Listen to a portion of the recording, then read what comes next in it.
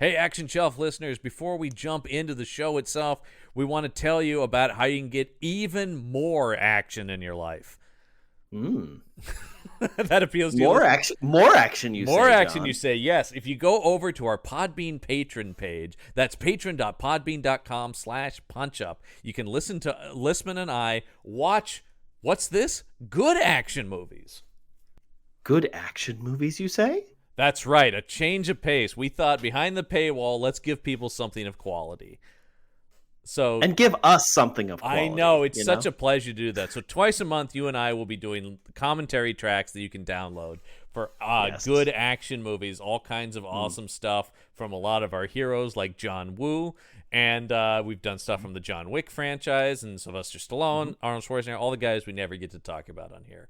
Yeah, stuff we legitimately love and love to share with you all. Yeah. So you can listen to that as well as other cool exclusive content from the Punch Up Entertainment Network shows. Once again, the address for that is patron.podbean.com/punchup. And now, into the action. The Action Show.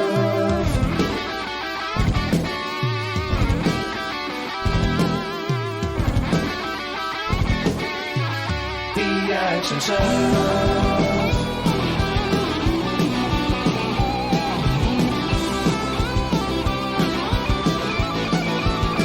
The Action Show.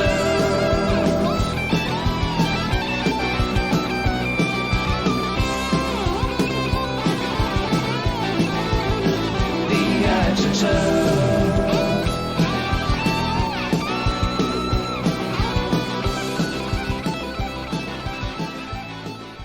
Welcome to the Action Shelf. The podcast celebrates the glory of B action movies. I'm John Campbell.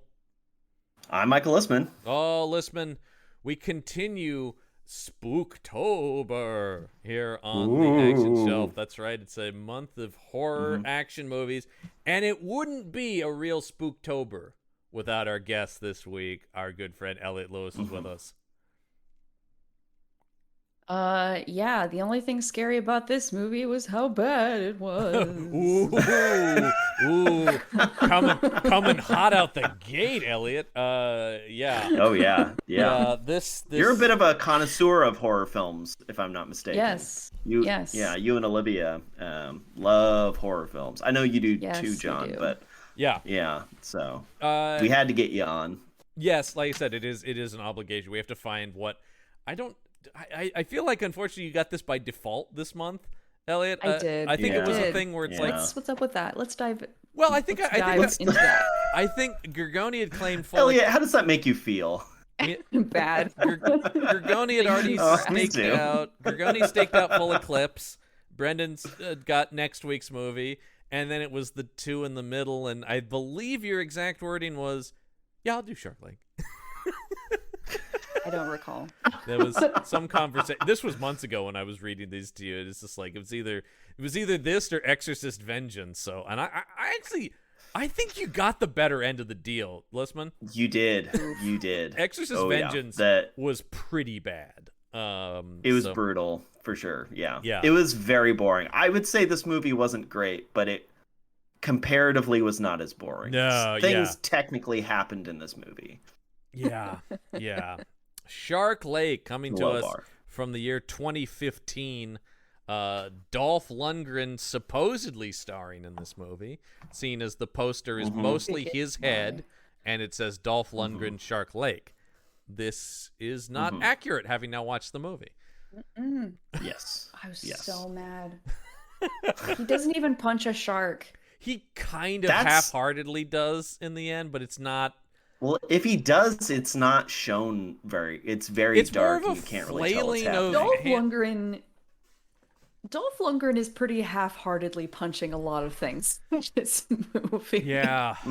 I think I've realized something about, we've done a lot of the modern Dolph movies on here, and I'm realizing something about he does a lot of things between other things, doesn't he?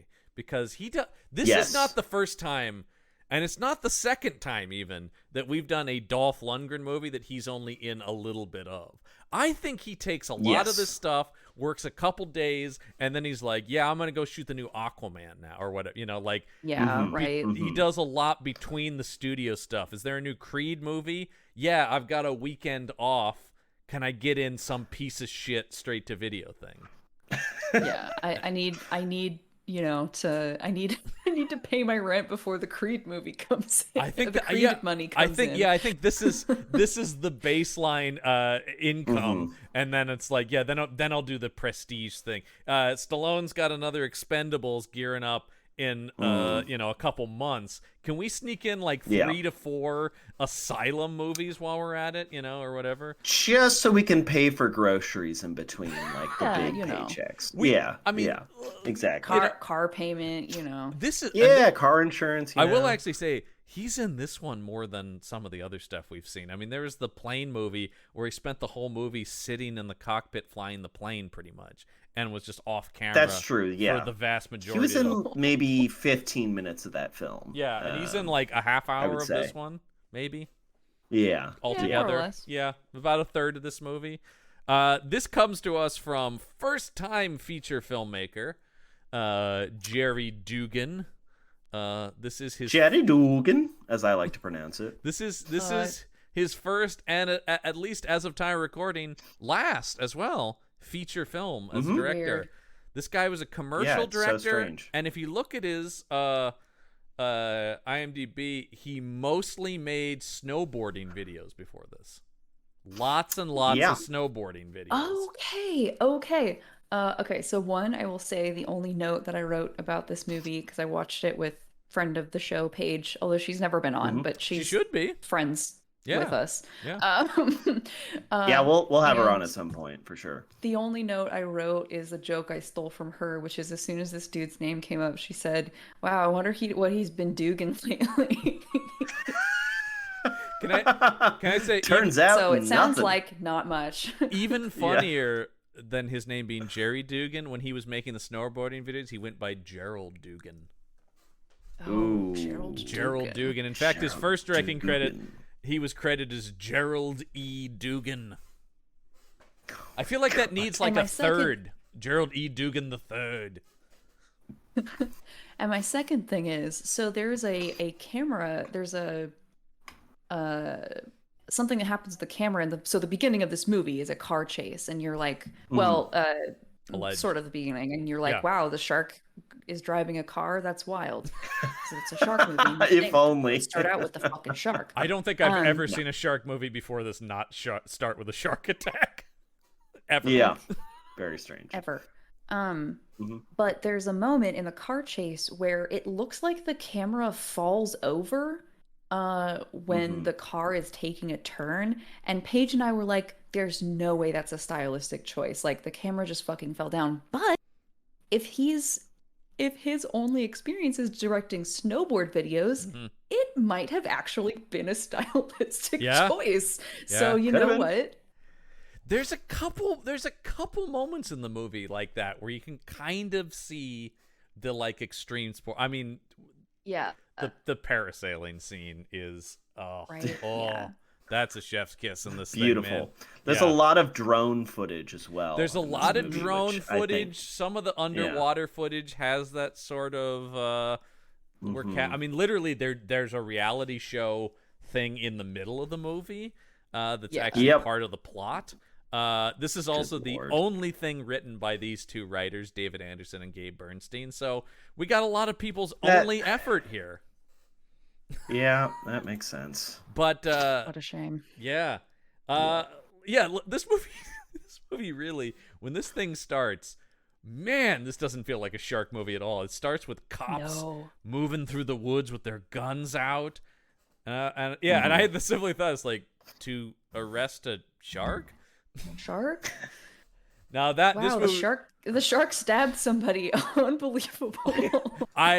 This movie would be so much better if they had kicked in the door to this house and a shark turned around and was like, "Oh shit." Of course not. They're on to me. No, it's just Dolph Lundgren. Just Dolph Lundgren, and he's a Dolph Lundgren smuggler. should have been the shark. Yeah, he should have been the shark. That's all I'm saying. He mocapped it. Yeah. Like Benedict Cumberbatch is the dragon in the Hobbit trilogy. Yeah. I really had to study sharks and learn how to act like them.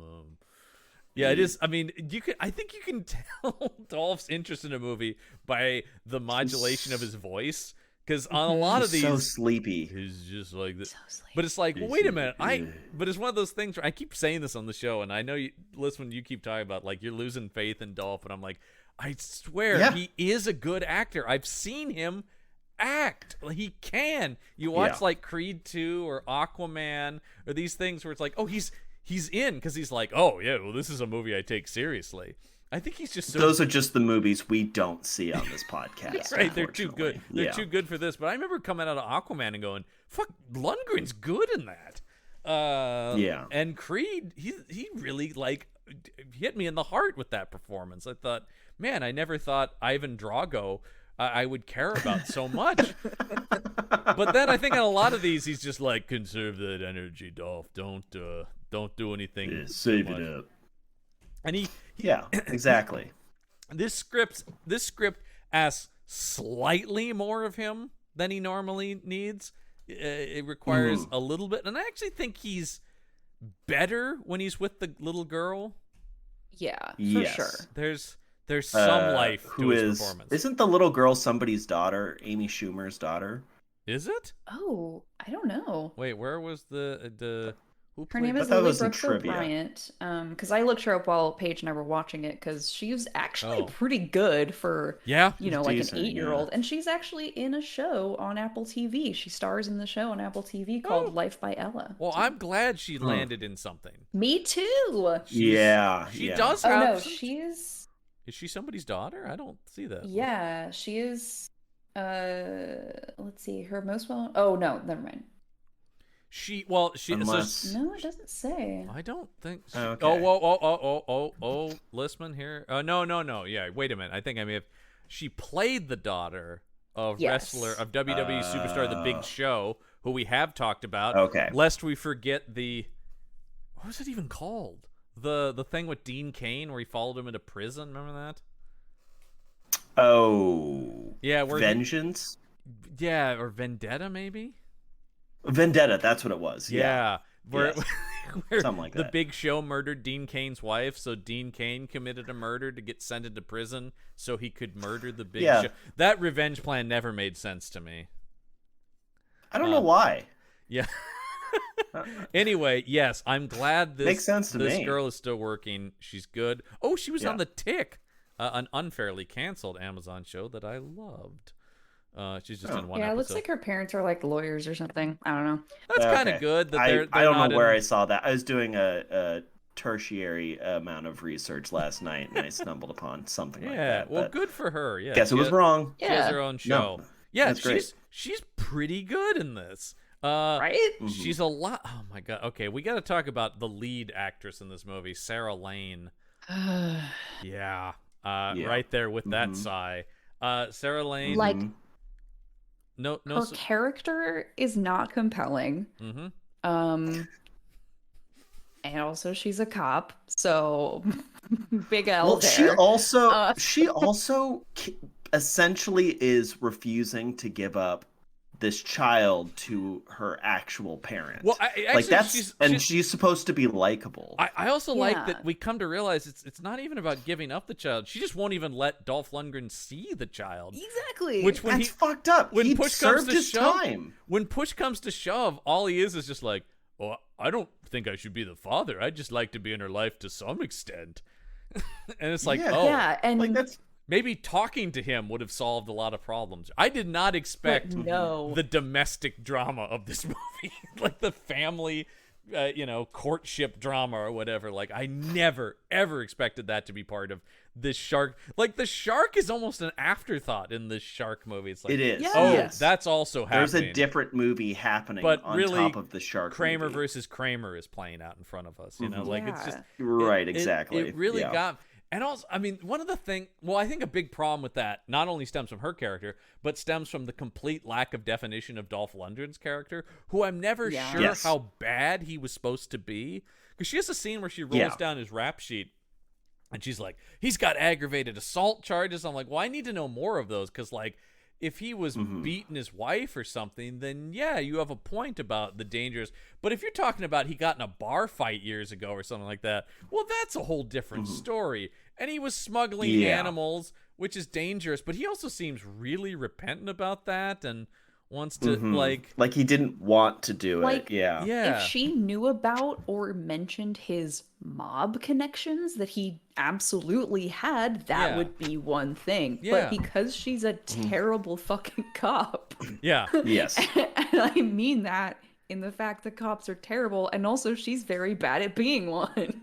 Yeah. Yes. Yeah. Oh, I don't think there's not an ounce of police work that she does here that's worth anything. Nope. At all. She literally the first thing she does after this chase scene, which I mean that's the reason that there are sharks in Lake Tahoe, is because she ran him off the road. Like, just saying. Oh yeah. He's coming out of the water, no weapon in sight, and she fucking shoots him. Like, are you kidding me? Yeah.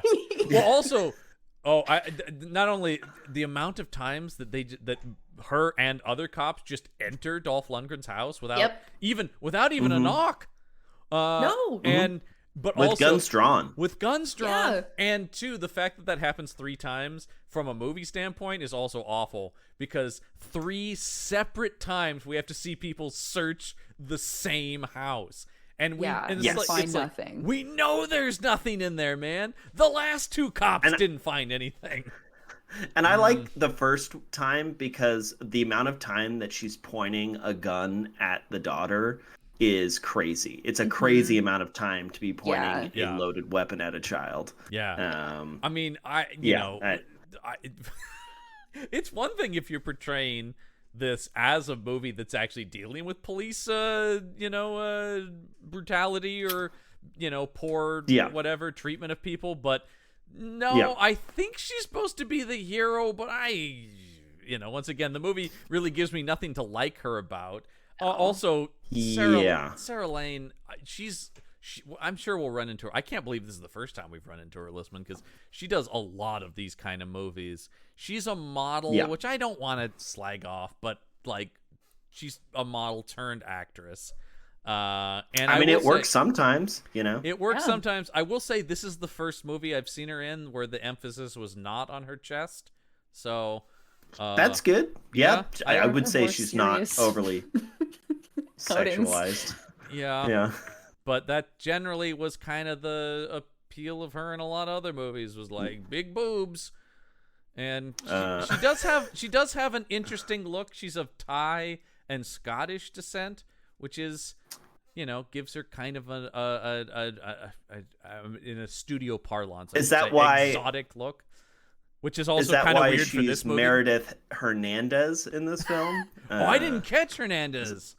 I wasn't paying attention. Well, that doesn't make any fucking sense then. No, she didn't. But really that is a very studio thing to be like, she's exotic / foreign looking, therefore she could be any ethnicity as far as we're concerned. They do that all the time with mixed race actors of any kind. It's just like, this could be anything then. You could be anybody. Yeah. And you're like, that's How many times have they used that to get people to play Indigenous Americans? Frequently. Too many is the answer. So many. Damn, if you're Sicilian, then you could be Apache. Well, I mean, we love Jason Mantzoukas on this show, and he's Greek, but he's played a number of Middle Eastern characters, Yes. Also, the other big one I see a lot is people with African American and Caucasian ancestry playing Latinos. That is so frequent that means Latin to the that's rampant. I feel like even still, honestly. Yeah, I mean it's a brilliant performance, but it is Giancarlo Esposito who plays Gus Fring in the Breaking Bad world. He has no Latin ancestry at all, and he's brilliant. Right, but it is sort of a thing where it's like, great. Anyway, that's what people tuned in for, not to hear us slag on this shark movie. Hey, listen, the show's gotta be about something, because the movie is not. Can I say it turns into this pretty lame car chase, and Dolph drives off the road in a van with a shark in it that puts the shark in the lake to give us our title. This is the introduction to Dolph's character. He is barely, like, you can barely make out who it is. Oh, because it's so dark. All the night and he's scenes so in shadow. Are so dark. It's really bad. Like, it's not a good introduction to. Well, I guess he's not the main character. I don't know who the protagonist of this movie is. I mean, I guess it's supposed to be Meredith, and that's also I think just so because she's in the movie the most of anybody. We'll talk about how Peter, our PhD guy, is completely just tossed aside in this thing. Oh my god! I like, hated him. Peter, I thought he was gonna make it. He's Hooper. Yeah. No, I mean I mean, it's, again, right? We've talked about this. I think every shark movie is a derivative of Jaws. Well, and some of them know it, and some of them don't. I mean, you were on for Grizzly too, and even that kind of turned into Jaws. Like, every Animal Hunt movie turns into Jaws. It's insane the power that movie has over film, and the other thing I just saw Jaws recently. They did the IMAX remastering of it, and I went and saw it because I'm a nerd. Nice. But the thing about it is, it's amazing, and I saw it in a big theater with a lot of people, and it still played so incredibly well. Almost 50 years later. Yeah. And here's a movie from just 7 years ago that's an utter disaster. Like, it's just, it's insane. And yes, I understand this is a much lower budget movie, but even a lot of big budget. Although, like, I kind of like The Meg. Because at least, The Meg, like, right, again, that is a shark movie that is like, listen, we're making a movie about a big ass shark. We know, okay, we know, and we're gonna throw some. We know that you in know there that we know. Yeah. Well, and the thing about that's what I liked about that, right? Is like it's about a prehistoric shark that comes out of a secret crack in the ground, and. You talk about being disappointed Dolph Lundgren never punches this shark. That movie straight up does have Jason Statham in fisticuffs with a massive shark. Yeah. And it shark. rules. It rules. I was in a rowdy theater where we were all applauding Jason Statham beating up a shark. I mean, that's the kind of thing where it's like, this movie is no fun at all. If you're gonna you can't be Jaws, so be schlocky. Yeah, and weirdly enough, now that we're talking about The Meg, like, The Meg also has, like, some domestic drama in it. It does. Like, some it's what's the word I'm looking for? Like, soap opera-y drama. Because it's like, when Jason Statham gets on the boat where his ex-wife is on there, and but it kind of, it works, because it's loose enough. It works. And also, like, unlike a lot of plots like that, his ex-wife, like, he starts to have feelings for Fawn Bingbing, and his wife is like, listen, you should go for it. Like, you deserve to be happy. No. And what the fuck? This movie's so great. I love it. Yeah. By the way, the message here, go watch The Meg. It's always kind of the one where watch The Meg. There's still just the one good shark movie that people slaps. say about, Jaws, still just the one good shark movie. But I'm like, but The Meg is kind of awesome. It kind of doesn't count because it's like monster prehistoric shark, but it kind of does, and it kind of rules. Kind of does, yeah. And I'm ready for them to make another one, which they're doing right now. I am too. Yeah, do it, man. And also, a big difference, of course, as well. And we'll stop talking about The Meg after this. Statham is in on that tone, unlike Lundgren, who's totally checked out. Lundgren is not. Statham is the perfect guy to be in The Meg. Like, he is the perfect actor for that movie. And here, and I can't blame him, because it's not like, who would read this script and go, oh yeah, so much meat to chew on, isn't it? It's more just like, when does it shoot? Where do I have to go? How long do they need me? Great, when is the check gonna clear? Yeah. Yeah. Do they want me to do my martial arts? Kind of, okay. Sort of. We almost get him doing his karate in this movie for one so scene. Close. So close. We always talk about It's this. They never let this guy do his martial arts. No. Like, God, it's just so frustrating, because, like, right, it's slowed down too. Like, you can tell that he's really holding back during the very minimal fight choreography in his kitchen. Like, the cool shit he gets to do with his knife cutting the steak. Like, and that's it. Yeah. Yep. And it's just it's so we talk about this all the time. I don't know if it's a money thing where it's like, oh no, the big moves are going to cost more, or it's probably just a time thing where they don't want to choreograph it. I mean, but why hire? It's a time thing, and it's got to be a low column A, low column B, because like the two dudes who are playing the like mob. The thugs, yeah. I mean, those are just guys. Yeah. Those are just guys from Nevada that they found. Well, and it reads that way when big 6'4" Dolph Lundgren with his black belt in karate, you're like, he would just kill them instantly, which he kind of does once they actually throw down at all. They did have a pretty the stunt coordinator for this movie is pretty known in this. I mean, he's worked on some big projects as a stunt man. It doesn't. I don't know what he did on this film because there's not really any choreography it's kind of just to speak of. It's kind of just that one scene, basically. Yeah. Because very strange. Who is this? Stunt El coordinator. Barda? Yeah, stunt coordinator. Oh, stunt coordinator isn't just the fighting as well. It would be like the stuff on the water and the stuff on the boat. I mean, parasailing. Look at he worked cars, on probably. He's worked on the Deadpool movies, Transformers, Baby Driver, Batman v Superman. I mean, big movies. Yeah. Actually. Oh yeah. Damn. I mean, say what you will about Batman v Superman, but the Batman fights in that fucking rule. Batman kicks a ton of ass in that movie. So that's interesting. But here's the thing Dolph gets shot needlessly. There's never anything beyond like the sheriff finds her annoying, but never like, hey, you're unhinged, lady. You are dangerous out there. They never get to that. Of course not. It's more just like, oh, I gotta talk to her again. Yeah. This lady won't I don't even know how she gets away with adopting his daughter, because that feels like a huge conflict of interest. Because we get this scene where the daughter's on the station. She's talking to the sheriff. She goes, "Was there any family?" It's like, "No, mother's dead. I don't know. Should probably just go into the system or whatever." And then she looks at her, and then when it cut to 5 years later, I went, "Whoa, movie! Okay, Jesus!" I was just like, why did they show that scene? I don't understand. That is wild. And suddenly, not only am I taking care of it, it's like, I'm mom. This is how it goes now. What the fuck, lady? That is wild. Especially that is essentially kidnapping a child, right? Like she arrested her father, and took the child. And he only got 5 years, or however long. He only ended up serving 5 years at least. Because I did also think like, well, wait a minute. Now that she's raising the kid, I'm like, he wouldn't go away for life or something for this. So no, I mean, I don't know what the penalty for like smuggling exotic animals is, but 5 years kind of feels about right. It feels about right. Yeah, I don't know.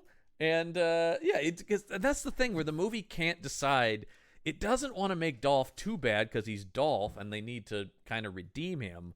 But by doing that, it makes our protagonist seem insane. Yes. Yes. And then her behavior further adds to that. Literally everything she does. She is not likable in this movie at all. No. Certainly not. And it doesn't help that she's walking around with PhD Peter, who there. This guy is a legit actor, but holy shit! Like I was shocked when I clicked on him and saw some of the stuff because he's also got some good credits. I mean, smaller stuff, obviously, but Michael Aaron Milligan, who plays Peter Mays. He was just in the speaking of Stallone, the new Stallone movie Samaritan. He was on Blackbird, which is fantastic. Listen, he's in 3 Billboards Outside Ebbing, Missouri. We always talk about how great that movie is. I love that movie, and he is in that movie.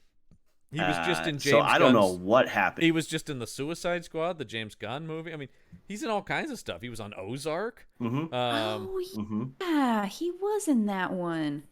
Or the James Gunn Suicide Squad. I was wondering why he looked so friggin' familiar. Yeah. He did have a face that I had seen and stuff. I couldn't have placed him, but kind of similar. Yeah, I was like, oh, this guy's been in stuff or on TV, and he's a working character actor. We need to watch. Does he look like an oceanologist? Does he look like a PhD? No, oceanologist? He does. Does you talk about him. Like one? You talk about him being the Hooper. He does not have that vibe like Dreyfus. No. Dreyfus shows up, and you're like, yeah, that's what an oceanographer looks like, 100%. He's a little guy with big frizzy hair and a beard and little glasses. This guy's like, well, because it's almost like the joke here is almost like this guy's handsome, and then he's like, I do have a PhD. Are you like sure he has a joke. PhD? It's not like he mentions it 3 or 4 times throughout. Oh, the yeah, no. film. I mean, did I mention I have a PhD? All he's there for is the trout sex, which is a very funny joke that I'm sure the writers just lost their fucking minds about. That. Well, this is it, man. Enjoy it while you can. This is the only movie they've ever written, so. Yeah, that's true. And I'm like, really? Come on, this script didn't get them more. No, God. Listman, by the way, this guy. They could have. Looking at his IMDb, we need to do a movie he did called Hell on the Border, which is a Western with Ron Perlman and Frank Grillo. And this guy is in we're watching that. Yeah. We love this. The reaction I had to this guy was so visceral. I was furious. I didn't love him, but it sounds like you really hated him, Listman. I don't know why. Well, I will say I cheered. I stood up and cheered when he died in the movie. And then when I thought it was weird we looked up the actor's name and his first name was Michael, I've never been so shattered. I've never been not another defeated. Michael. No, I'm like no. And now I it's find so weird because I mean, in comparison to Meredith, I just liked him so much better that I was actually very upset and surprised when he died. I was completely taken aback. Very shocked that he died. It seems like, once again, if we're playing by Jaws logic, Dolph should die, right? Yeah. Yes. And actually, that kind of would have worked for his arc if he did sacrifice himself to save the girl. And they almost do that, but then they're like, no. Dolph's gonna be fine. In his contract. He can't die. Dolph doesn't. I don't think he has ever died in anything we've watched. Didn't he die in Altitude?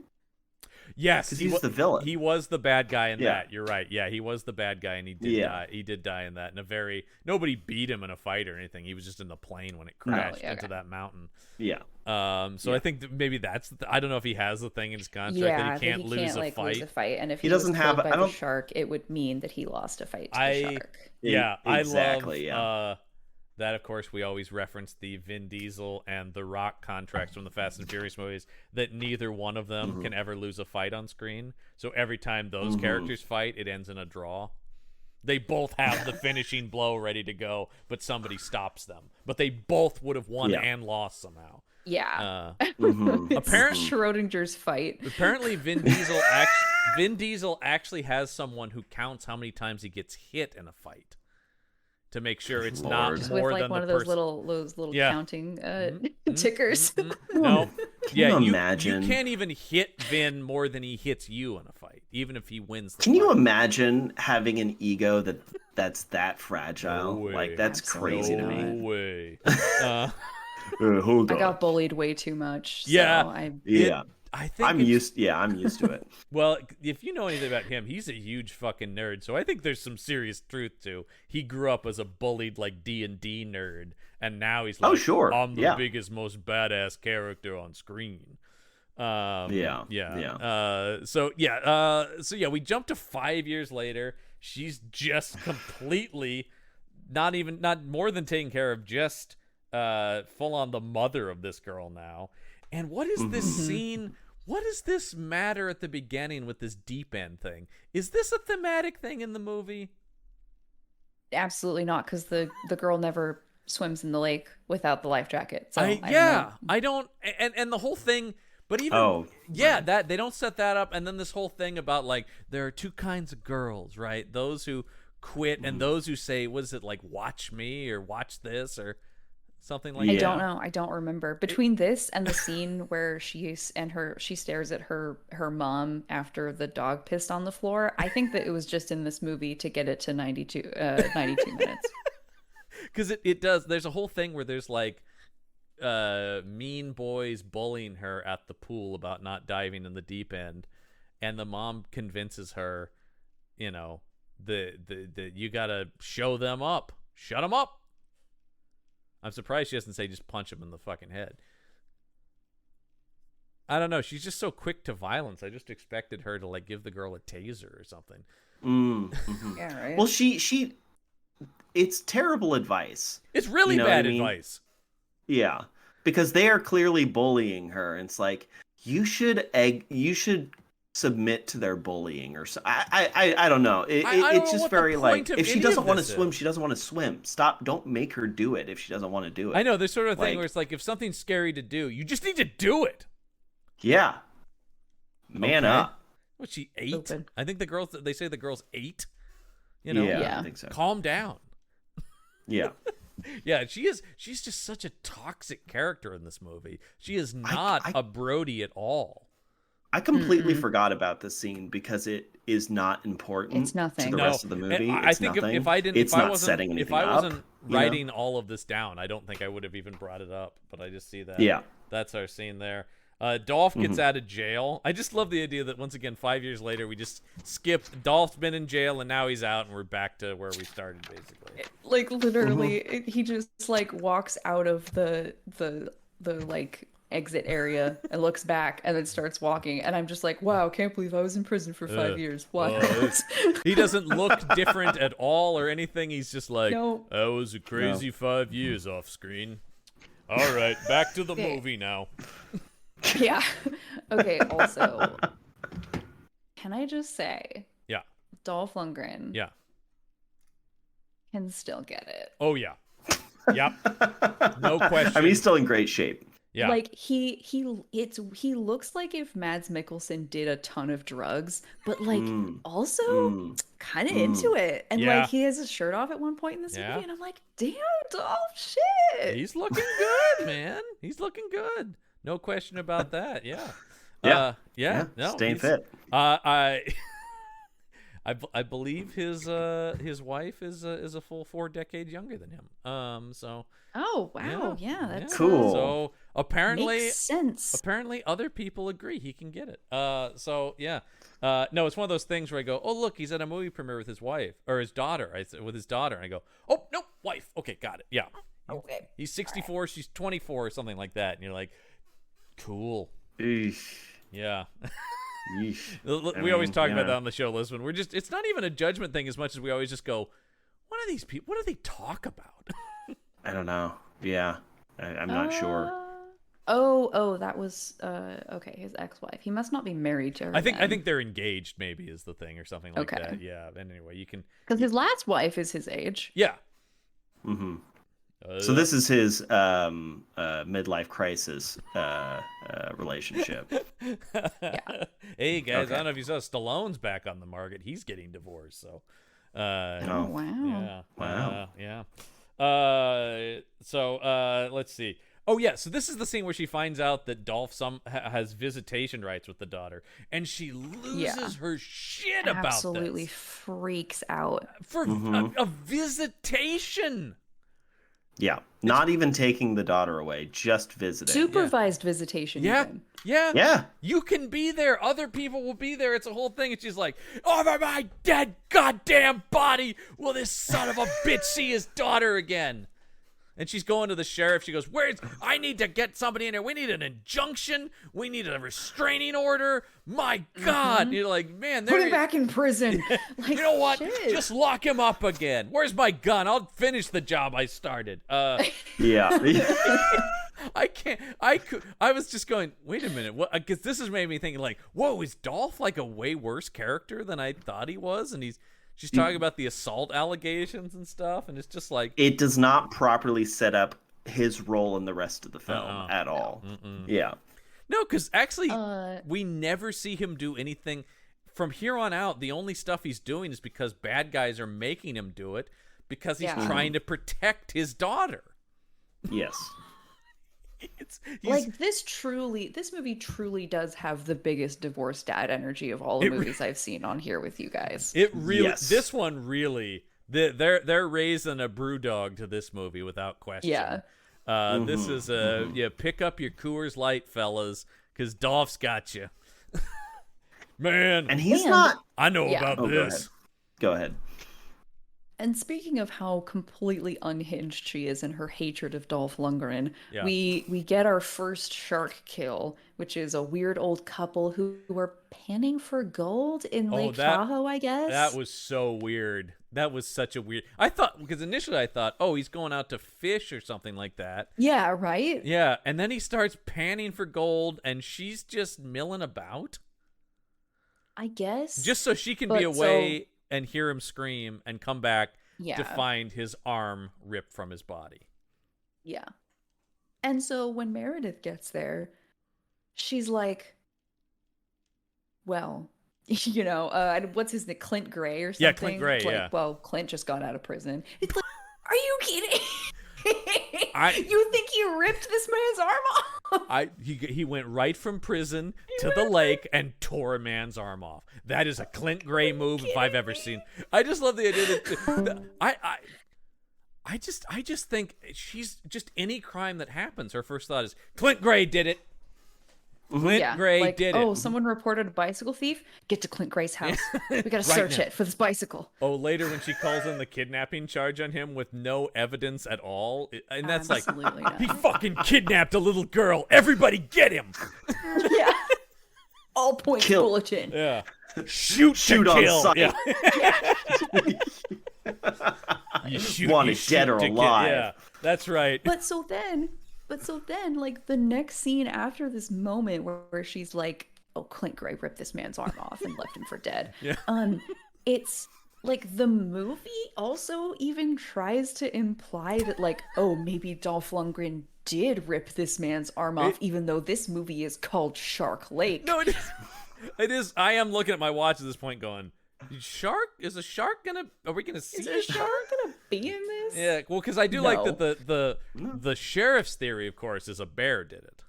Yeah, which is also incorrect, but more plausible than a dude I hate did it. I get that they wouldn't jump to shark because that does seem insane, and actually is the situation posited here. I had to do my research on this because on bull sharks. Yeah, because it's one of those things where it's like what they say is technically correct, but it's highly implausible. It's still insane. Yeah, it wouldn't. Yeah. It wouldn't survive 5 years, basically. No. But again, unlike a better movie with a similar plot with a different animal, Lake Placid is just cool enough that I don't care. Oh, Lake Placid rules. Now that's not a shark movie, but in terms of like aquatic killer animal movies, Lake Placid fucking rules, man.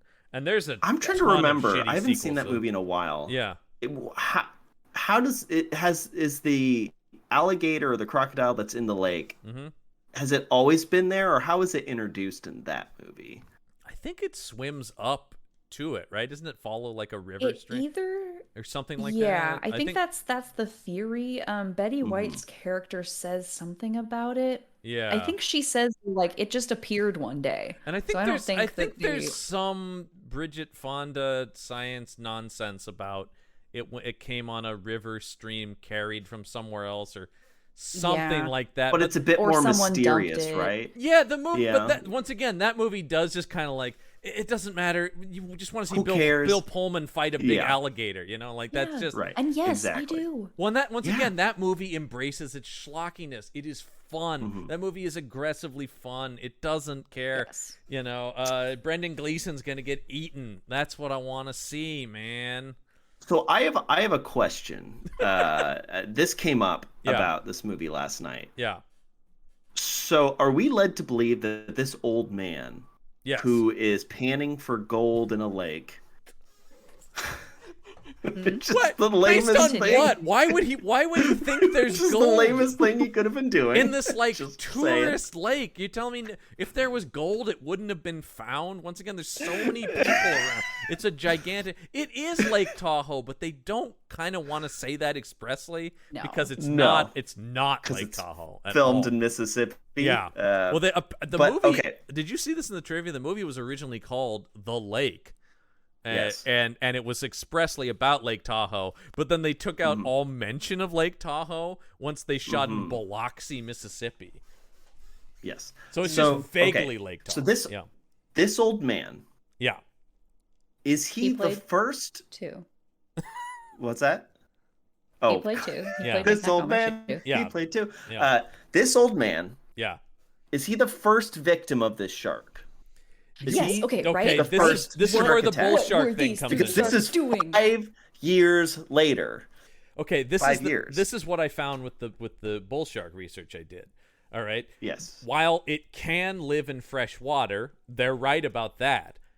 Yes. They don't live very long in fresh water because the food supply that they need to live isn't there. There aren't the same Yes. fish to eat and stuff like that. So, Yes. yes, that brings up the question exactly. What is this thing has been it was already pregnant when it went in. So, this shark has been alive and its pups as they say, which is complete bullshit also with sharks in general. Sharks don't raise their 3? kids. No, they didn't. That was a problem with Jaws 3, actually, because that's a whole thing where it's like, you killed my son, says the shark. Says the shark. Yeah, I mean, that is the thing where it's like... Excuse me, you killed my son. that was the thing. I just that wanna- They capture the one shark, it dies, so the mother shark comes to kill everybody. But, Yep. So good. it's not a good shark movie, but it is kind of a good shark movie, is how I feel about Jaws 3. Jaws 3D, we should say. No, they talk about these. They don't tend to live very long when they, even though they starve to death. It has nothing to do with the water itself. They could survive forever, but the fish aren't there. So yes, if this seems to be the first victim. So for 5 years, these 3 sharks. Now we're adding to 3 sharks. A food supply for 3 sharks. What are they eating? Don't know. Because this is why are they there just are now fish attacking? in the lake.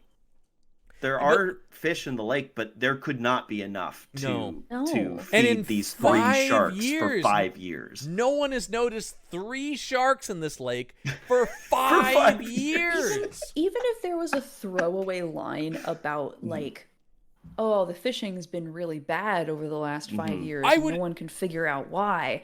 I would have taken that. Anything. That would be enough. Anything. Well, it's like we're talking about with Lake Placid or any of these things. It's like, you have no idea how much I'll accept to just enjoy a shark movie. There's so much I will but do the bare minimum of work, folks. They read one fact about bull sharks and they think it explains the movie. Just ran with it. Yeah, it is. They're like, oh, great, that works entirely. Once again, these men never wrote another movie again. Yes, and we can see there why. was no Betty White character who's been feeding it livestock. Well, there's no color to the town because Betty White and Lake Placid, or the litany of people on the island in Jaws, right? There's like life to the town. You get to know. There's nothing like that in this. There was the one glimmer, the one possible glimmer of the dude on the wakeboard or whatever, or the jet ski. Yeah. Oh my god, the best character in the movie. The best character in the movie. The best character in the movie, who definitely has the best death in the movie, because he just it has nothing to do with the shark. I don't think he just drives his wave rider into a boat and explodes. But then he gets eaten by a shark. Well, he's still alive at that point. Oh yes, he does. That's right. Oh, I must have missed that. I was getting food. Yes. Yeah. No, the food had arrived. I was going to the door to get it. He's critically injured and floating in the water, and the shark grabs him. Yeah, because Dolph is like going to grab, or no, not Dolph. No, it's Meredith. Meredith and Peter. Peter. I don't remember his name. I mean, this guy is also responsible for Peter's death, right? Because he rides the thing into the boat and sinks it, or starts the process of sinking it. When it explodes, it's so fucking funny because it's just this little burst of fire that comes out of it and throws the guy off. It's one of the funniest moments I've seen in a long time. The movie needed more moments like that. That's what we're talking about with the schlocky fun. Yeah. It needed more moments like the wave rider crashing into the boat where you're like, wait, what? Or the parasailing leg bite is also in that same. Things like that. Right. More like that. It's so few and far between. I thought for a second, once our British fisherman guy shows up, I'm like, okay, here's the kind of character I'm looking for. Not that I like this guy, but just like big, crazy characters in a movie like this. Well, that's the guy you're like, oh, I want to see the shark eat this guy. Yes, low rent Carrie Yuleways or whatever. Carrie always, yeah, kind of. Oh, also, I know this will come as a shock to you guys. I did look it up. That guy is not British. With that accent, you don't say. Yeah. What? That his accent. He has a particular kind of bad British accent where it's not the wavering, like, non-committal. It's he's over-committed to it. Where he's over-enunciating the word to be British. I'm like a sexy David Attenborough. Yeah. Which, by the way, talk about Jaws 3. They ripped this character off from Jaws 3. This kind of guy is in that movie. Is he? Oh, yeah. I have not seen that. There movie is in a like long a time. celebrity hunter fisherman guy who shows up there who has, I think he's Australian. He's the one who brings grenades to hunt the shark, which is how they. So we're led to killing believe it. that this character has hunted many sharks. Yeah, are these sharks or like extra dangerous? Exotic sea life, right? Or whatever. Yeah, Okay. like he's like a river monsters guy. Yeah. For the BBC, which I thought was funny. Yeah. The guy number one didn't have to be British, and number two, he's coming to America. He's coming to Lake Tahoe from England to shoot a British TV show. That feels kind of weird. It does feel a little weird, doesn't it? Yeah. So he is unable to fight 3 emaciated sharks. Well, they don't. And we're led to I think they don't yeah, know the there are thing 3 with- sharks, right? Yeah. So okay, the thing is, they find out after this dude gets eaten. Mm. Big Peter comes to the sheriff and he's like, Mm-hmm. "She's pregnant. I can tell." Yeah. Oh my god. I love how he just comes into the office with the severed arm and stuff like that. He's like, "You got a fucking shark." And I'm just trying to imagine if I put myself in his shoes, walked into a police chief's office with a cooler with a severed arm in it, what would happen to me? I'd be This arrested. was no boat accident. It wasn't a propeller. It wasn't a coral reef. Yeah. Well, It wasn't Jack the Ripper. You need Flash. you need that. It's that scene, except it's nowhere near as good because it's not Spielberg and it's not Dreyfuss. That's the other thing. You're also You're not smoking here. Yeah, you are. What you're missing. Yeah, once again, you're missing the thing that makes Jaws so great that nobody ever captures has nothing to do with the shark, and it is the character work. Nobody ever character work. Those 3 characters are so well defined and interesting to watch. I mean, I know that Dreyfuss was like. I mean, he wasn't an unknown when he got cast, but like he was an up he and was comer, picked over a lot of highbrow or Yeah. high cost, actors. Yeah, they want a movie star, But like fucking Robert Shaw, incredible actor in that movie. Fucking Scheider. What? Sorry, Roy Scheider. Yeah, Schneider. I was like, it's Roy something. Roy Yeah. Schneider, Yeah. incredible. Yep. Yeah, Richard Dreyfuss, incredible. All 3 of these men, just powerhouses. I mean, how and much- they work together so that I don't know how they work together even behind the scenes, but like on screen when the cameras are rolling, Yeah. on the But- celluloid. because so much of them, once again, just having watched it fairly recently again, so much of the movie is just the 3 of them on that boat. It isn't about the shark. Yes. And it's super compelling to watch those 3 guys talk to each other. This movie, there's not an interesting character in the bunch here. It's just like he's the scientist. Therefore, what's his character? Oh, he's a science guy. And I got to say, listen, if you talk about not liking the guy, I didn't hate him like you did, but I will say I hated the flirty scenes between him and Meredith. Oh, That's really what bothered me about it, because Awful. he represented those scenes. to Yeah, me. I think, like I said, that's that's all. fair. he was I in can the get movie that because for. they're both terrible and the writing is terrible in those scenes. Yes, They have none of an yes, ounce exactly. of chemistry. I can't tell if I think they're supposed to be kind of awkward, but also, and this is rare, she comes off pretty bad. Like, he's being a little forward, but she is really like so rough Just on shutting him. down at every single turn, and it's like, why does he keep going? I don't know. Great question. Yeah, it's well, once again, because they're so ill-defined as characters, I have no idea why anyone's doing anything. Yeah. No. I mean, Dolph Yeah, has exactly. the clearest motivation of I don't want my daughter to die. Once that gets, once we get into this where, And he's barely in the fucking movie. Yeah. but I love Yes. once the mob, because we talked about he beat up the guys. You gotta love him using that hunting knife to like cook fish or whatever. That was It was a steak, I think. It was a steak, and he stabs Yeah. into the meat and drops it in the fastest heating pan He turns he turns the stove on, and 10 seconds later he throws it down on the sizzling pan. Like, good lord. It could be a gas stove, you know. Who knows? I still don't think it heats up that fast. Even a gas I mean, no, stove. Yeah. but yeah. You know. So he beats those guys up, and then they come back with their boss. And I also love the idea that 5 years, once again, 5 years have gone by, and the guy's like, I want my shark. Like, Just been waiting. It's in the lake. Go get it. Yeah. You're gonna get my shark, or you're gonna get the money, or your little girl's gonna get dead.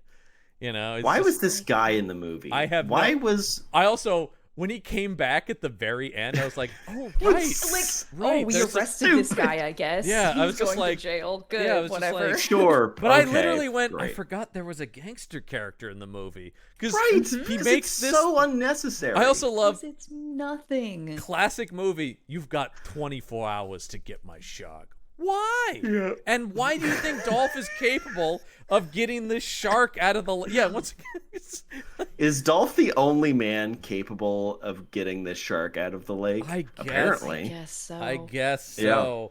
Although, yeah. it didn't really seem like it though. Like that was a good idea because he was very bad at getting the shark. No, he just was. When we see him against the shark, he's driving out with a boat, and he just has a big rifle that he's shooting at it with. Mm-hmm. Yes. Come here, shark. Yes. Yeah, like I'm just gonna put you to sleep. yeah. Can I say my favorite credit that I'm jealous I don't have on my resume is this guy who plays Chumboat Guy. Bobby C. King plays Chumboat Guy. Ah, Chumbo. guy. Yeah, and he's just there going, when I put this chum in the water, I'm gonna get me a shark. It's like Ben Gardner, you are not. Oh yeah, no, that's the thing. Even the fucking one scene fishermen in Jaws have I mean the guy who when he says that's a tiger shark and the guy goes oh what A what? Yeah, it's great. It's just and that's about it for that guy's performance. But you're just like, got it. Towny fisherman. Got it. Amity Island is filled with characters, which is kind of a Spielberg thing. He's, Yeah. one of the reasons he's so genius is, sure, the shots are great and the action set pieces, but it is the life that's infused in his movies. Everybody feels like a person. And that's just, I mean, I don't expect Spielberg levels, but I expect some effort in here. Because I expect at least the Piranha level, like the Piranha movies. Oh, Piranha is way better than this movie. Yeah, like that's what I'm. Yeah, that's what I'm expecting. And Piranha's not kinds good, of but it's movies. infinitely better than this. It's so campy and fun. you Yeah. know? And I Yeah. mean, even the like Piranha 3D or whatever that Ben from Parks and Rec. Oh, yeah, I can't Adam remember Scott, anyone's yeah. name today. Adam Scott. That yeah. Adam Scott's in. That one's pretty fun. Again, It's schlocky and fun. Schlock. Yeah. Yeah, that's the thing where it's like the big problem here is how serious this movie is. But then it has these brief moments. It is because you talk about trying to add one town person. This scene where the fisherman guy is interviewing this like ditzy blonde that he's hitting on, and she's there for bed. Forgot about that. It goes on, but the scene goes on for so long too. It's so long, and it's Jesus not Christ. funny at all. Yeah, I no. don't understand. It's adding nothing. And the whole thing with him too is you're just counting down to, well, he's gonna get eaten. You know that's gonna happen. Yeah. Let me tell you Why about. can't it happen faster? Yeah, because he does get torn apart by all three sharks. Get him and rip him up.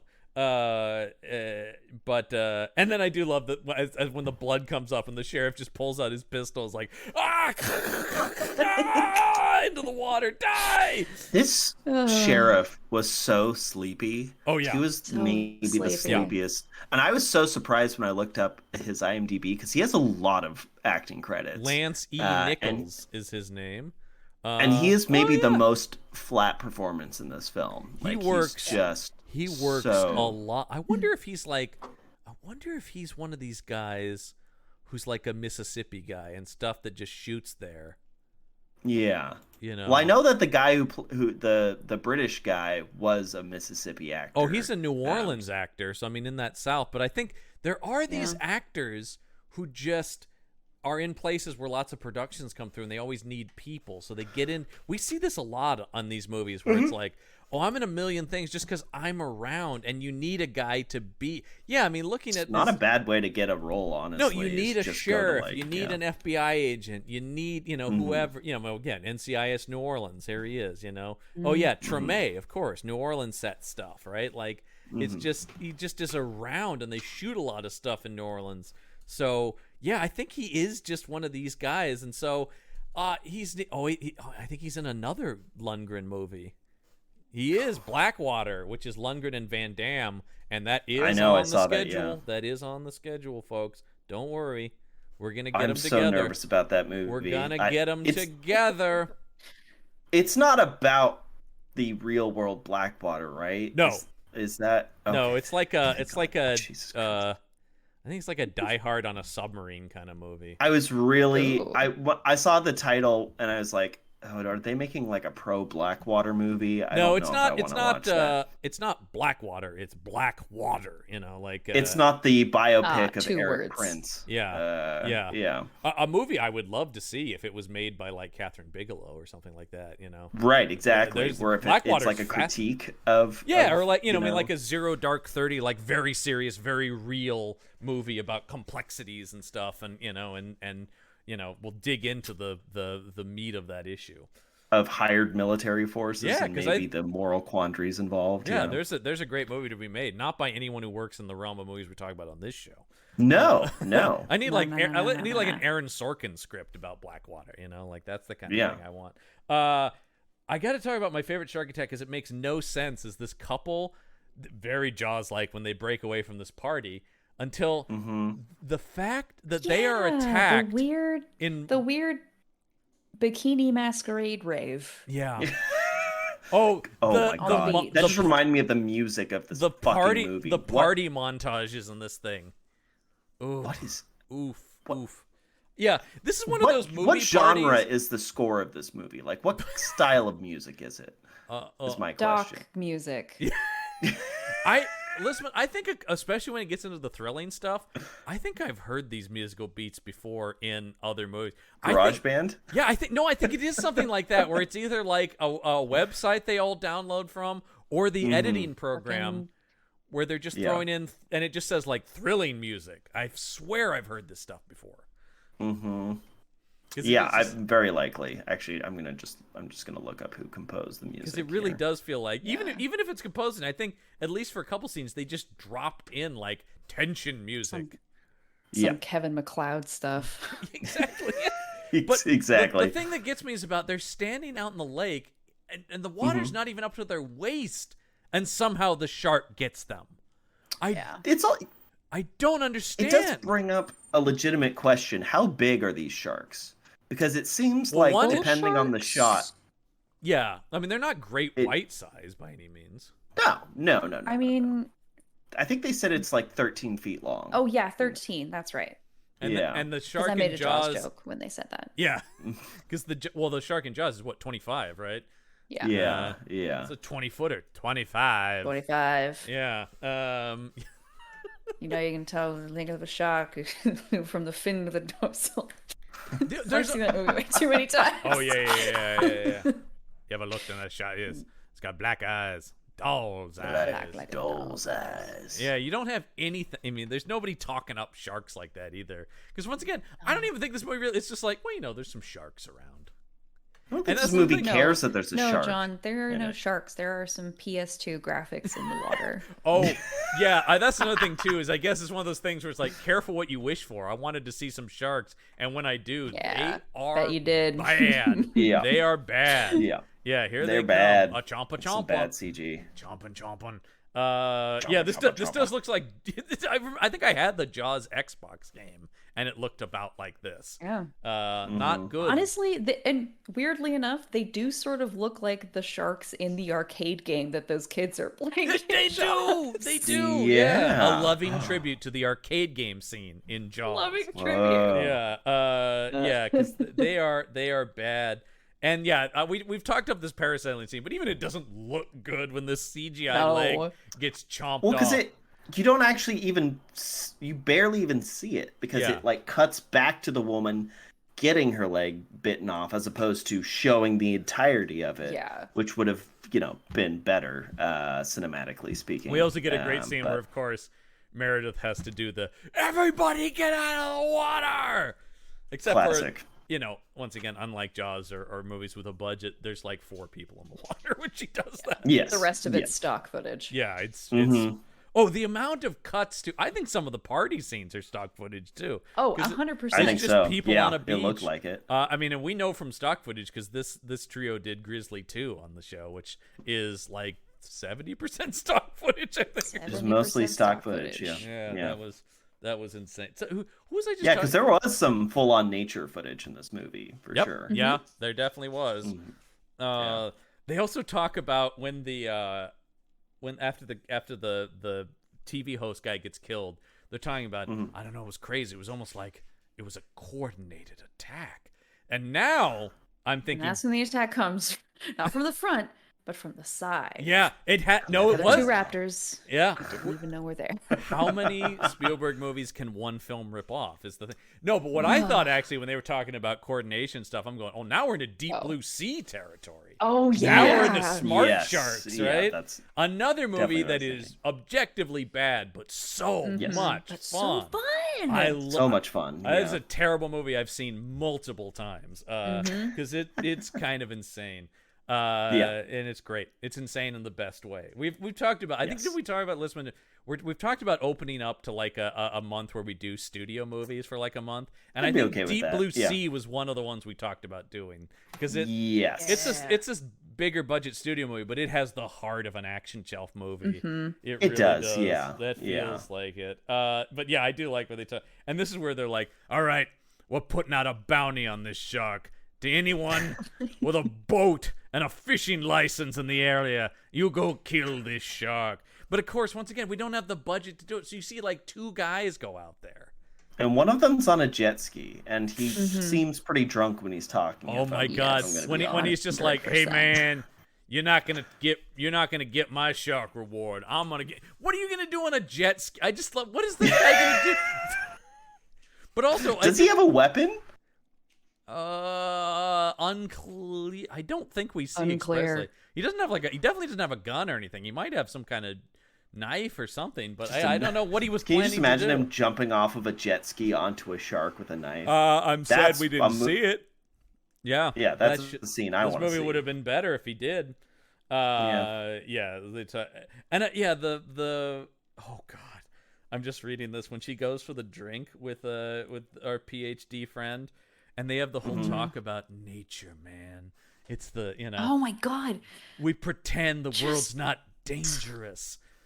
Stop trying to make the Dolph Lundgren shark movie about anything, please, God. I know why. Why? He kept referring to Earth is a bad neighborhood. Yeah, What kind of weird coded language are you using? I don't understand what you're talking man. I wish this.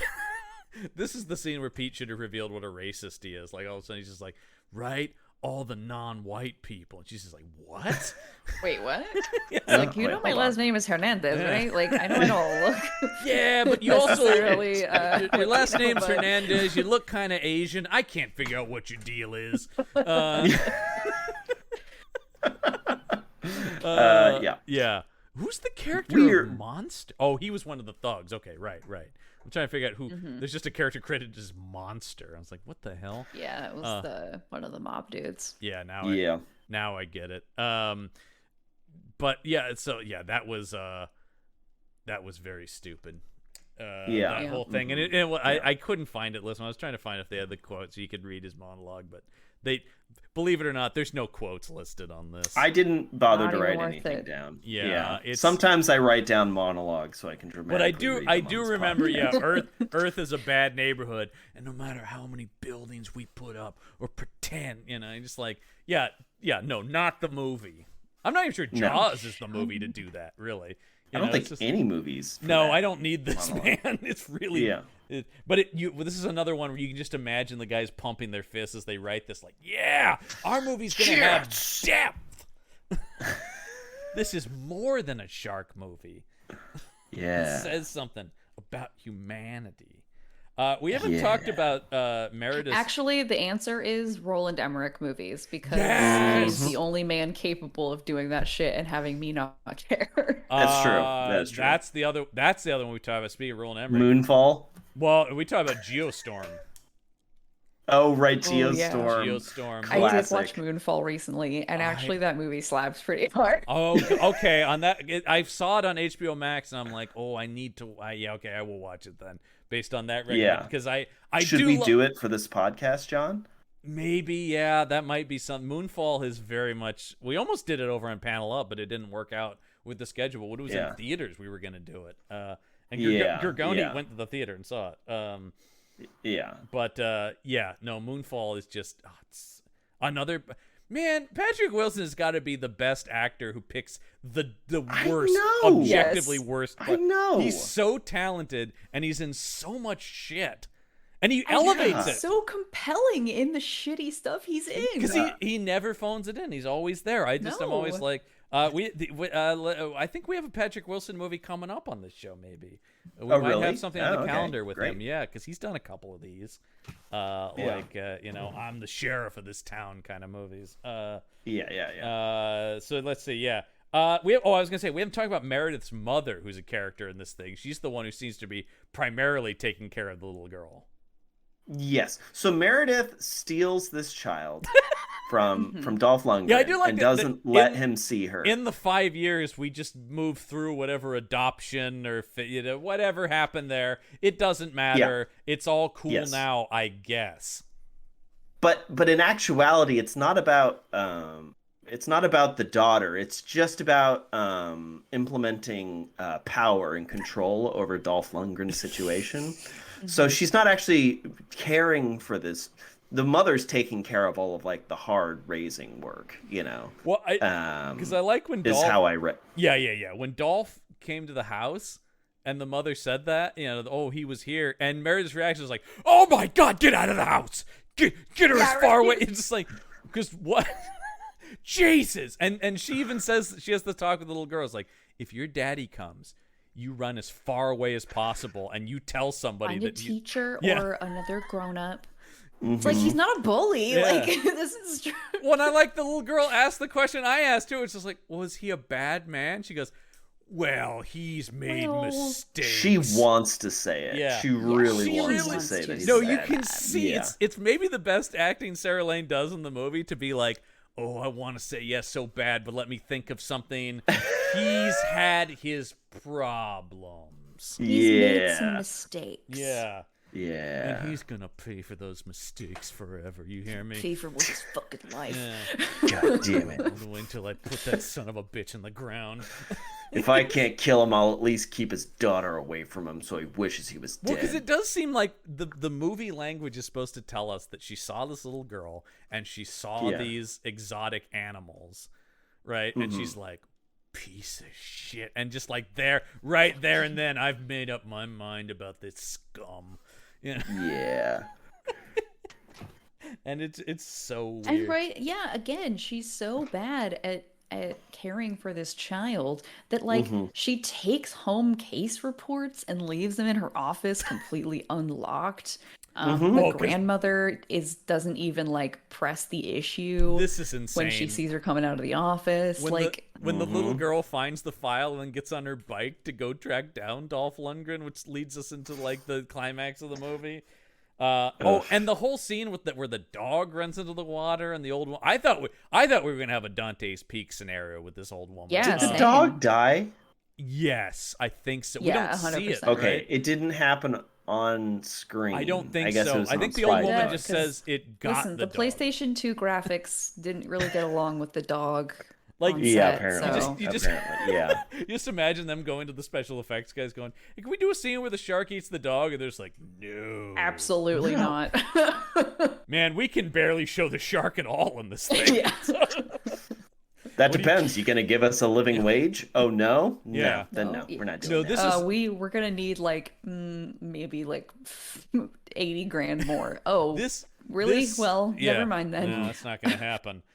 More money? No. See, the sharks that we put in here are just stolen from the video game Maneater, so we can't actually animate anything. Yeah. Like, we don't have enough of a budget. So. Yeah, this screams of an afterthought for a studio that's doing like Sparks in a Marvel movie or something like that. And then they also did that. You know, they're like one of the million companies that work on gigantic movies, and they're like, yeah, we can allot a couple guys to work on Shark Lake for 2 days, you know, or whatever. Yeah. we'll churn those out. Whatever, man. So she goes to find Dolph, and then as soon as the mother as soon as Meredith realizes she's missing, she's like, Dolph has kidnapped her? You hear me? Clint Gray is a kidnapper. Yeah, that's what we're talking about. It's just like, what? Whoa, she's just missing. We don't even know where she is. She jumps right to that son of a bitch took her. Yeah. And then I don't understand. So this cop shows up to and the girl shows up, and then the cop shows up just as Dolph is readying to go out hunting the shark. Why does he beat up this cop? He's innocent. But he's like, no time for this. I'm going to beat the shit out of this cop. Just beat up this cop, John. Yeah. Because this is the cop he knocks into the water, correct? Yeah. Yeah, it's like he beats the cop to unconsciousness, but doesn't like toss him on the dock. He just starts the boat and goes out into and then the a cop lake wakes while up he's and unconscious. he's like, hey, I'm gonna like knock you out again and then tumble you into the water. Yeah. Peace. By the way, it's the same. I'm tossing you into the lake with 3 man-eating sharks. Yeah. But we never Just by the way, expressly find out the guy was eaten, right?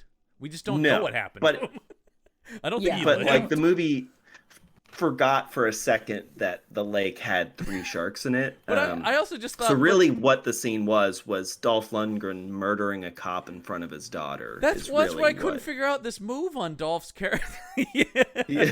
That's our boy. It's pretty good. I just couldn't figure out the motivation of this. Where I'm like, but Dolph, you're innocent. Why? He doesn't even try to explain the situation. He's just like, nope. Bam, boom. You know, like, No time. No time. Got a shark. No time to for hunt. subtlety in this film. Got a shark to hunt, and I'm taking my daughter with me, I guess. I guess. Okay, whatever. And no explanation. I'm from Sweden.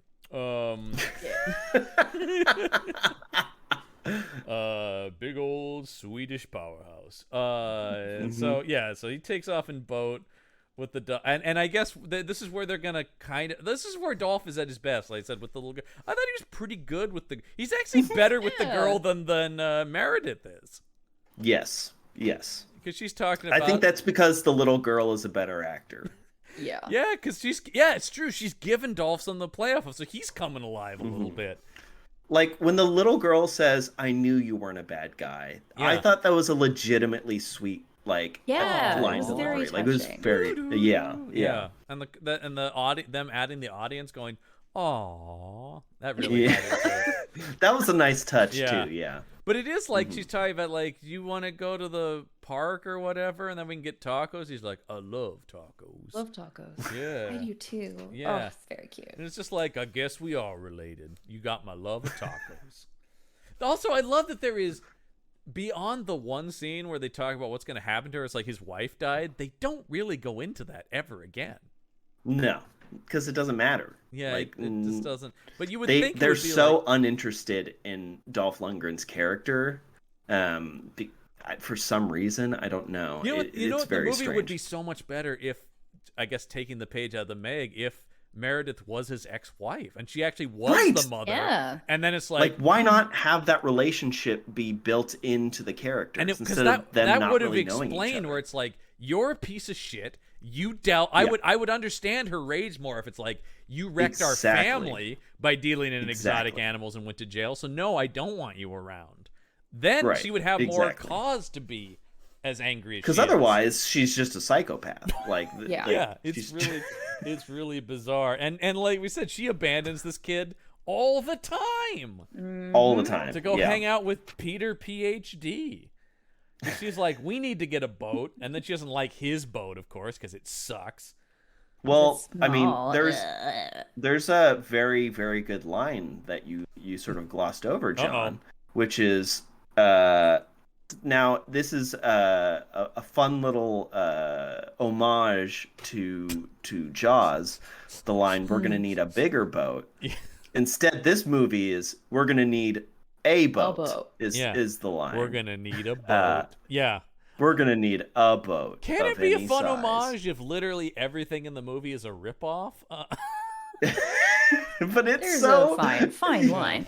There's a loving fine homage. Yeah, I just sort of think. Yeah. I did roll my eyes when she did the "we're gonna need a boat." It was so bad. It was so bad. I went, oh god. Once again, don't remind me of Jaws. Like, there's no reason to don't remind me of the better movie. Tell me about one of the great movies of all time that I'm just like, I would rather be watching Jaws. Now that you mention it. Yeah, sorry, Good lady, point. you're not Roy Scheider. I don't know what to tell you. I will turn this off. Yeah, and I love Dolph, but he's no Robert Shaw. Nope. They don't even try though. This is where they meet the Wave Rider guy, who is just like, "You stay away from my shark, man." This guy is doomed. Although, once again, did not expect him to ride into their boat and just explode. Oh, good. It happened so fast. I had to back it up because I had to go like, wait, what happened? Yeah, crazy stuff kept happening while I was taking notes, and then Maggie's like, "You have to rewind it. The most insane thing just happened." And of course, this was one of those. I also moments. love how often people are any jostle to any boat and somebody gets thrown overboard because Peter PhD goes into the water here. Yep. Yeah. And she saves him at the last minute, and that's when the guy gets chompa'd, the Wave Rider guy. Yes. And I love that they make a point of like, "Whew, just made it," only to kill this guy like minutes later. Peter. Right? Yeah. I don't understand why this happens. Structurally speaking, it makes no sense. Because they end up in the very end of Jaws before they actually kill the shark, where they're paddling in the water. Oh, we didn't talk about actually that she did kill one of the sharks earlier when she was saving her mother. Yeah. She just shot it. Her mom. That was pretty easy. She just pumped a shotgun a bunch of times into it, and it was dead. Because then we get the scene we don't get anything, but he goes, "Yeah, I'm gonna take that thing down to the lab and cut it open," and then we don't get the Jaws autopsy scene.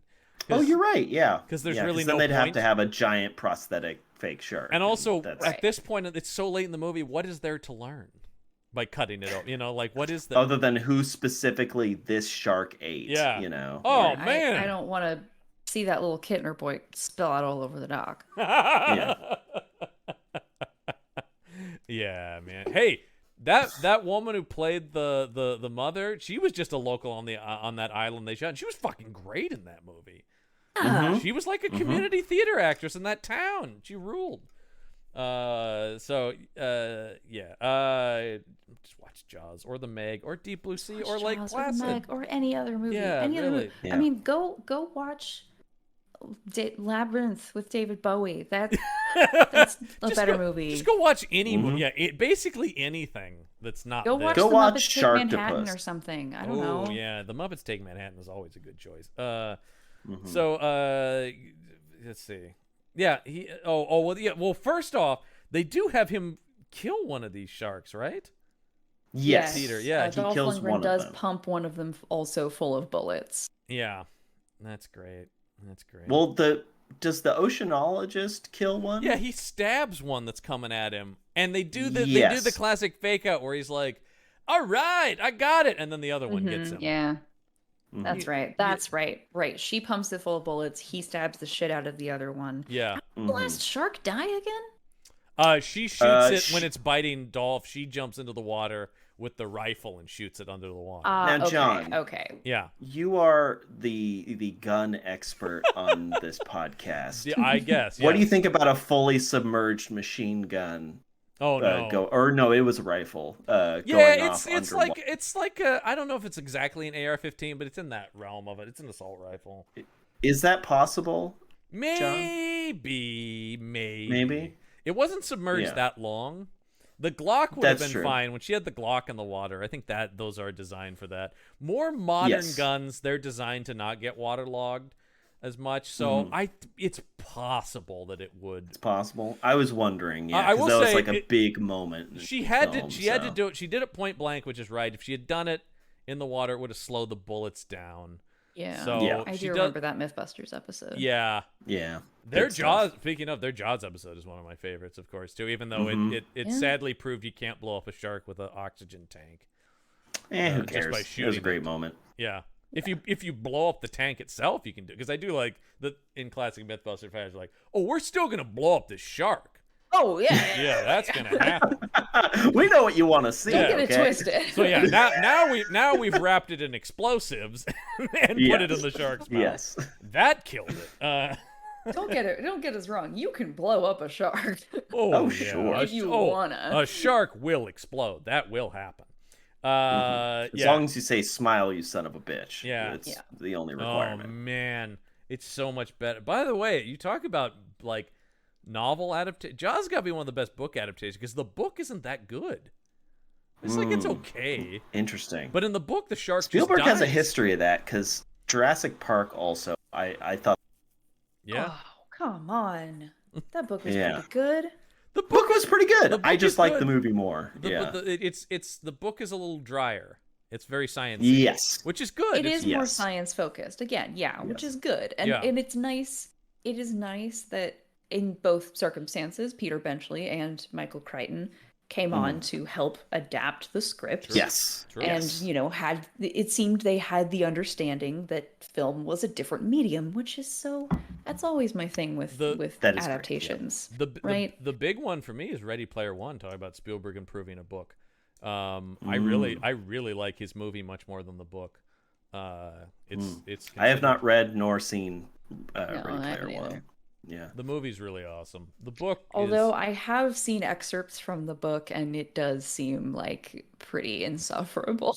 Yes, but the movie, a lot of that gets excised. It gets streamlined. Characters get refocused because Spielberg is good at that stuff, and he knows. Yeah, it's less like I'm a nerd. It's more in the back. The nerd references are more in the background than anyway. Well, that's how much we don't want to talk about this. So, because anyway, Dolph saves her from the water. And whatever. And then they finally talk, and he's like, "I just want to be some kind of part of her life." And Meredith's just like, "Oh, okay, well maybe all right." Yeah. Oh, I guess I could have just had this. Yeah. I've just talked to you and I didn't say I wanted custody of her. I said I just wanted to see her like sometimes. Like you're the best thing that's happened to her. Lie, but yeah, that's a lie. That's a lie. Yeah, but it's just you're just like, oh, I just like this whole thing. She's like, maybe, like, really, it's that simple. The solution to this thing. Ugh. Yes, and I do think the writers were like, that's the point. People just need to talk and fight a shark. Talk. The Earth is a bad neighborhood. Yeah, we should all just talk to each other. Maybe if we learn to listen, we wouldn't have so many shark attacks. What? And then we get the scene where he goes in the water. Well, the big heroic moment for him is the girl goes overboard in the water. Dolph jumps in to save her. He gets bitten by the shark, but Meredith saves him. And whatever. They go. Whatever. The boat sinks, but he has a life raft on it that they float to shore on, or they're paddling in. And then she goes, "You should probably run away, Dolph." And he goes, "No, my running days are over." It's like, yeah, because you're probably wanted for the murder of that cop earlier. Yeah, exactly. Oh, yeah. Nah, he made it. Made it. The water woke him up, and he swam to shore. I would have loved that. It was just like, under arrest for what? Killing that cop? Oh, right. Yeah, that does make sense. Now that I think about it, yeah, I did kind of do that. That does add up now that... Yeah. He did die. Did the shark get him? Oh, he did? No, he just drowned, because that makes... He just drowned. Right, yeah. Right. People need to breathe air, and they can't do that in the... That's probably like a life sentence, right? Yeah. What is the prison visitation policy? Maybe she can come see me there. So no, they do put him in cuffs only so they can take him out of the cuffs, dramatically and be like, actually, he's okay. And hey, that gangster guy got arrested at some point off screen. Yeah. So that's if probably you were why Dolph doesn't go to prison, because he in exchange for turning over the so mob boss. Is the mob boss going to jail for the shark then? Is that the thing? It's his. Is that Unclear. Or the movie's cares? over, so it doesn't matter. Yeah. Stop thinking past the credits. I want to know what happens in that trial. No. God, Shark Lake 2, the trial of the mob boss. Actually, It's like the season 2 of Broadchurch, you know? Yeah, it's where all about the trial. Oh, Yeah. Actually, that would be a better movie. The idea of trying to prosecute this case, I would kill to see that. Where it's like this, that they're putting the deaths of these people on this guy. Like, we meet his as long as Shark lawyer. can be a reference. That's all I want. Like a shark is a witness. He's got his little fin on the Bible. I do. Oh, well, that's Shark Lake. Oh, Yay. what a film. Finally over. What Yay. a movie. That was... It sizzles. Here's the thing, though. We've seen worse, sadly. Last week's movie was worse than this. Yeah. Well, we didn't care for this movie, but apparently maybe somebody did. Somebody somewhere. Yeah, well, here's as you guys know, it's always my mission to find the strangest IMDb reviews that I can, and this review comes to us from PauseKid, IMDb user PauseKid, and oh god, this may be the worst title for a review ever. Can't wait. Dolphinantly worth seeing. Ooh. Dolphinantly worth seeing is the title. Oof. First sentence, Dolph is great! Exclamation point. I love this film. I'm a sucker for suspense and action, and there's a good bit of both. Nothing overblown or fast and furious. Really well done. Oh, this movie wishes it had any of the entertainment value of any Fast and Furious movie. People always that happens a lot in here. People always go like, unlike those Fast and Furious movies, you're like, come on, guys. Like, Jesus Christ. Like, they're That's very clearly better made than this movie. I mean, that very obvious. Those are the highest level of action shelf kind of movie, you know?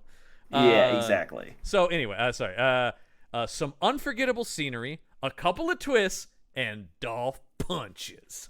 I'd recommend just based on scenery and cinematography for sure. Obviously, it makes you think of Jaws, but this film is different, relevant in a way that inspires fear today. I'm not saying Jaws won't make you scared, but it's antiquated, predictable. This film has just enough going on that we've got to pay attention. Shark Lake and I made a connection with the characters that you don't always see. It was very refreshing to see a strong female role. You know that Dolph is going to do, but the rest of the cast holds their own. 10 out of 10 stars. Very strong. Right. So nice to see finally a strong female role, right? Yeah. Good. There's no other movie with a strong female role these days. And also this character isn't the worst person I've ever seen in a movie. Like, yeah, she's a monster. I guess she was quote unquote strong, but she was strong arming people. Like she's she's awful. She's just an awful woman. So yeah. Anyway, that guy loved it. Great. Once again, yeah. I always assume. I feel like that's a safe, non-sexist assumption that terrible IMDb reviews come from men. Because especially for these movies. Yeah, yes, I feel like they're that's fair. Divorced dads, every one. Unless the gender is specified, I'm cool defaulting to male on these. Yes, as I frequently say on the show here. We unfortunately, our old friend over at Amazon.com did not see this movie because it's not on Prime. Though I feel he would love it. No winning opinion. I feel Bruce Winning would love this. Bruce, I don't know. There's not a lot of. There is shooting and chasing though, and he loves that stuff. There's a little bit of punching. There's a little bit of punching and kicking, though, but it doesn't take much. And the man does love violence, as we know. just violence, which always weirds me out when he says that. He loves the creative ways that violence are shown on the screen. Oh my god! Still, his most chilling comment came from his review of American Psycho, where he said he enjoyed the creative ways to make people dead. I mean, that's chilling, man. That is absolutely chilling. Well, we also know Bruce isn't a big horror guy, so I did dig in here to find his thoughts on a horror movie that I like quite a bit, and that is the movie Overlord. I don't know if anybody's seen this. It's a World War II set horror movie about it's that zombie one, yeah? Yeah, it's kind of zombie. It's, Nazi experiments making sort of indestructible undead creatures. Pretty cool movie. Very cool. Kind of old school John Carpenter sort of vibe to it. Very cool. I never saw it, but it looked good. It's really good. I was really impressed with it. Because those could go either way. But this one was pretty good. So anyway, not necessarily on paper something Bruce would like, but you might be surprised, and even maybe Bruce was surprised by his reaction. So here's review of Overlord. I don't usually like sci-fi or war, but together seems fine to me. That's the title. Okay. This is the 6th movie that I chose because it was first in the recommendation row. I like the shooting. I like the punching and kicking. I like the explosions. I like the 5.1 surround sound. Thanks again, Amazon Prime Video. 5 out of 5 stars. Oof, it's all there. That was classic Bruce. So he doesn't like sci-fi or war, but apparently if you put them together, they make Bruce happy. Yeah. He was I don't remember what his actual thought. We did read his review of Hereditary, which was I believe his whole point was like a very strange movie. Like yes. I mean, you know what, Bruce? Right on the money with that one. Yeah, if I recall, that was kind of one where he didn't quite know what to make of it. It did certainly, I will say, based on his American Psycho review, it does have several creative ways to make people dead. That's for it's sure. True. It really does. Sure. Yeah. I think, Listman, you're still a little haunted by it. Same. Yeah. I respect it a lot. That was a one-timer for me, though. I don't think I need to revisit that again. It's a movie that was good, but a good movie that you don't have to go back and watch over and over again, kind of a thing. No. That was as you know, we didn't care for this movie, but we love to come up with our own movies here, so we're gonna bust out the handy dandy action movie title generator. And this time, of course, we are flipping the setting to horror title generator since it is Spooktober. Ooh. So we're gonna get what kind of parameters do we want to put on this list, man? Is this a sequel to Shark Lake, or is this just a completely different? We've been doing a lot of sequels. It's gotta have Dolph in it. I think it's another Dolph vehicle, and it's another Dolph versus a monster or supernatural or something like that. Okay, but it doesn't have to be a shark. Depending on the title, because the title could be anything, right? Like, it may not even necessarily have lake or shark in it. Right. Okay, so here it is. I'm firing up the thing here, and it's thinking. This is the movie is called Betrayal of the Orbit. Dolphin space. Maybe it's some kind of alien-like movie, like a scary space movie. Betrayal of the Orbit. Maybe it starts as sort of a core type movie where the Earth is going to go out of orbit. It's a mission. Okay, so he needs to move the Earth back into orbit somehow. But of course, and only Dolph Lundgren can do it. Yeah, Dolph Lundgren. Yes. Yeah, I'm the only guy who can do this mission. But of course, something else is aboard. Yeah, something's stopping him. Yeah. What is that? Some kind of. I'm thinking of a movie. I'm also thinking kind of Danny Boyle's Sunshine a little bit, but schlockier. Yeah. I mean, you know what? I know this is gonna be maybe a little bit of a spoiler for Moonfall, but this sort of has Moonfall vibes. Because there is something that is making the moon fall out of orbit. Ooh, there we go. Maybe it's kind of it's a little bit of a Moonfall knockoff to a certain extent, right? Yes. And so the asylum yeah, the asylum version of Moonfall, is betrayal of the orbit. Yeah. Okay. And so so there's an alien force that wants the Earth out of orbit, and now will Yes. do anything to stop Dolph Lundgren from putting it back. Is Dolph like an astronaut space captain kind of guy? Yeah, I think he's in like the space station or something. You know. Now is this one man against aliens, or does he have a crew of people with him? Great question. Because I mean, there is something kind of cool about the gravity-like scenario where he's just one guy, and he's fighting aliens aboard the ship. He has a crew at the beginning of the movie, but they die or something. And there's probably like a cast of colorful characters, like on the NASA side of it, that are like you know, relaying messages about all this stuff to him. There you go. Yeah. Okay, I like that. Where there's more of the guys on the ground, and maybe you're right. Maybe there is a crew, Listman, that dies quickly though, not like an alien thing, but like they all. Yes. The thing sabotages something, and they all die in their like sleep pods or whatever. The space station or whatever, it gets blown up, and he gets separated, so he's just floating in his suit, and then he happens to bump into the alien spacecraft that is responsible. I like the idea of him having to initially get back to the space station, kind of like gravity. Oh, okay. That's gonna look like shit with this budget, but I'm on board for it. Dolph in a spacesuit going, I gotta get back to that space station.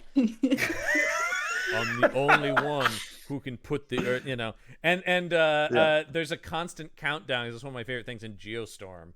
Is like 20 minutes till Earth out of orbit or whatever, you know, something like that. And he's got like a watch. It's almost like an Escape from New York thing, where he's got the watch that's counting down until the Earth is destroyed, or until the Earth collides with Mars or something like that. Right? It's out of orbit. It's going to collide into something. Crazy like that, the moon or some shit. I don't know. This movie sounds awful, but also awesome. So, and that's the goal. All right, so that is Betrayal of the Orbit, coming soon to a red box near you, starring the legendary Dolph Lundgren. Well, Listman, we gotta wrap up Spooktober. Unfortunately, it went by too fast this year, I gotta say. But how else to end it but with Captain Kirk himself? That's right. William Shatner is starring in Devil's Revenge next week. It's Shatner. Now, clearly, John, this is a movie filmed in the late 70s or early 80s, right? Oh, no. This is a 2019 film. This is modern-day Shatner versus Satan. Yes. This is a 90-year-old man fighting the devil. And I will say, everybody go do yourself a favor and look at the promotional or the cover for it, because it is William Shatner with a shotgun against the forces of hell. Where can people find this movie if they want to watch it with us? Let's see. I believe it's available across the Tubies, the Plexes, the ad-based ones. So you can watch it for free on there. It's William Shatner and fellow Star Trek alum Jerry Ryan is in this. And Listman, I will ask, as always, would you like the tagline for this movie? I will, of course, also posit it is quite lame. Okay, well, let's get it over with then. Welcome to hell. End of tagline. Yep. Ooh. Yeah. But it's Shatner versus the devil next week, as our good pal Brendan Jones joins the show for that episode. He finally dodged a Bronzy episode, so that's all that he cares about. Hopefully this is better. It's got I mean, here's the one thing I know. It's got it. That guy is entertaining. Whether or not, though I don't expect the movie to be good, but Shatner always brings it. You know, so even in his old age, he is. I saw Kingdom of Spiders. I know he can deliver. Kingdom of the Spiders script. is something. So. And also another devil movie from the 70s, Devil's Reign, with Ernest Borgnine. There you go. Well, yes, there you go. That's right. So he's got experience. Elliot, thank you as always for joining us. Always a pleasure to have you. I don't know why I keep coming back, honestly. I don't know. They never get any better. Why anybody does. Yeah. They never do. Yeah, I don't know. No. And of course, you can hear Elliot and Michael every week on the other Punch Up Entertainment podcast, Material Components. New episodes release every Tuesday, if I'm not mistaken. Yeah, and it's getting crazy. It is. We're getting into the thick of it, and for sure. We're getting into the real meat of the story. Nice. Of course, you can listen to that and all other Punch Up Entertainment podcasts now on YouTube. That's right, we have a YouTube channel. So if that's how you want to consume your podcast, they're over there on that platform as well now. So head over there and check that out. But that is going to do it for this week's episode of The Action Shelf. I'm John Campbell. I'm Michael Isman. Till next week, get yourself some action. The Action Shelf.